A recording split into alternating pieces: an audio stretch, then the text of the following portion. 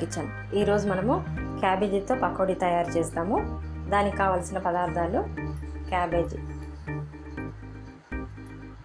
ఒక కప్పు నిండా తీసుకున్న, పెద్ద కప్పు నిండా సన్నగా పొడవుగా కట్ చేసి పెట్టుకోవాలి. క్యాబేజీ 3/4 కప్పు శనగపిండి, 2 స్పూన్స్ బియ్యం పిండి, 1 టేబుల్ స్పూన్ అల్లం వెల్లుల్లి పేస్ట్, ఒక మీడియం సైజు ఉల్లిపాయ ఇట్లా సన్నగా పొడవుగా కట్ చేసి పెట్టుకోవాలి. 2 పచ్చిమిర్చి సన్నగా తరిగి పెట్టుకోవాలి. కొంచెం కరివేపాకు ఇలా కట్ చేసి పెట్టుకోవాలి సన్నగా.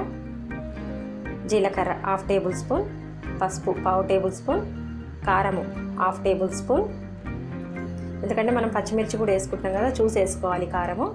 ఉప్పు 1 టేబుల్ స్పూన్, డీప్ ఫ్రైకి సరిపడా ఆయిల్.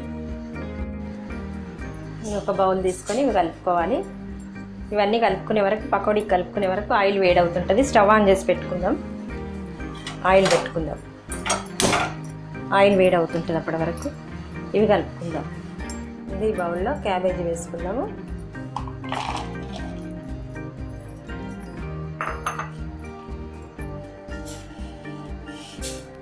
తర్వాత ఉల్లిపాయ ముక్కలు, శనగపిండి వేసుకోవాలి. తర్వాత బియ్యం పిండి, పచ్చిమిర్చి, కరివేపాకు ఇలా ఒక్కొక్కటిగా వేసుకోవాలి. జీలకర్ర,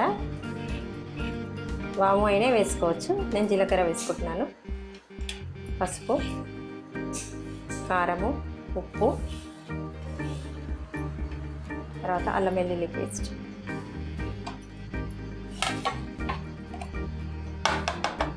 ఇవన్నీ వేసుకొని కలుపుకోవాలి.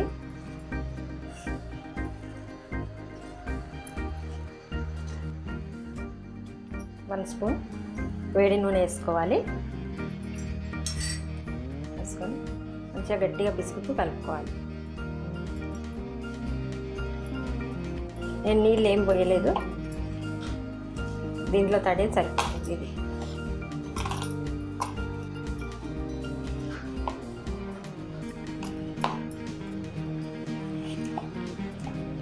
గట్టిగా పిసుకుతూ కలుపుకోవాలి.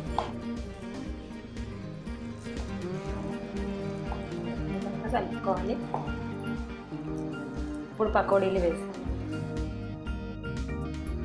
మనం ఇది పకోడీలకు కలుపుకునే వరకు పిండి ఆయిల్ వేడైంది. ఇప్పుడు పకోడీలు వేసుకుందాము.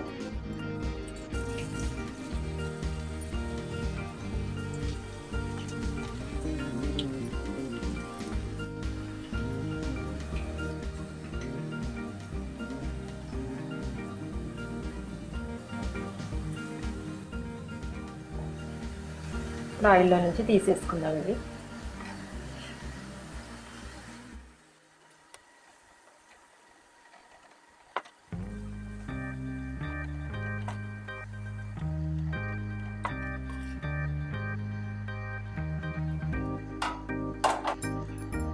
మళ్ళీ ఇంకో ట్రిప్ వేసుకుందాం.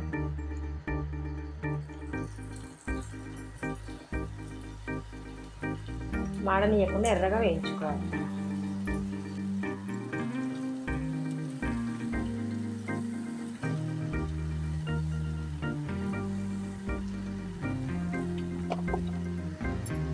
ఈ విధంగా అన్ని పకోడీలు వేయించేసుకుందాం.